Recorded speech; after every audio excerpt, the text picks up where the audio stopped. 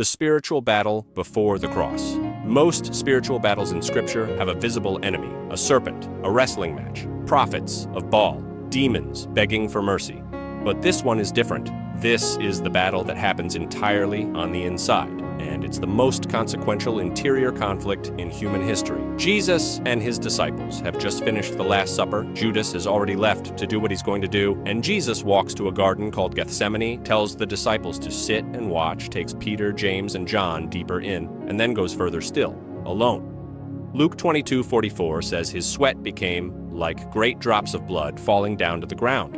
That's not poetic language. Hematidrosis, the medical condition where extreme psychological anguish causes blood to mix with sweat through the capillaries, is a documented physiological response to the most severe levels of human distress. Jesus wasn't performing grief, he was being crushed by it, and his prayer is devastating in its honesty. Father, if you are willing, remove this cup from me. Luke 22:42. The Son of God asking for another way, not from weakness, but from the full weight of what he was about to absorb. Every sin, every darkness, every spiritual battle every human being would ever face, concentrated into one moment, one body, one cup. Here's what most people miss, though. This battle wasn't primarily about physical pain. Roman crucifixion was brutal, but men died on crosses every day across the empire. What made this different was spiritual separation. 2 Corinthians 5:21 says, God made him who knew no sin to become sin for us.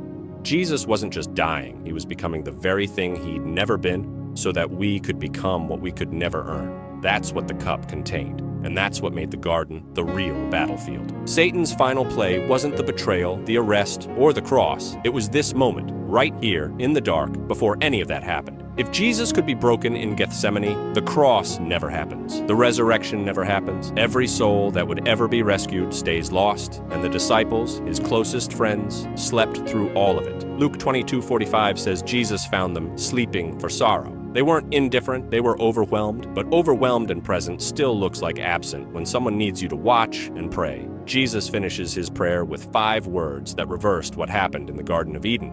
Not my will, but yours. Where Adam chose self over surrender, Jesus chose surrender over self. In a garden, under pressure, alone, and that choice, made before a single nail was driven, is what made everything that followed possible.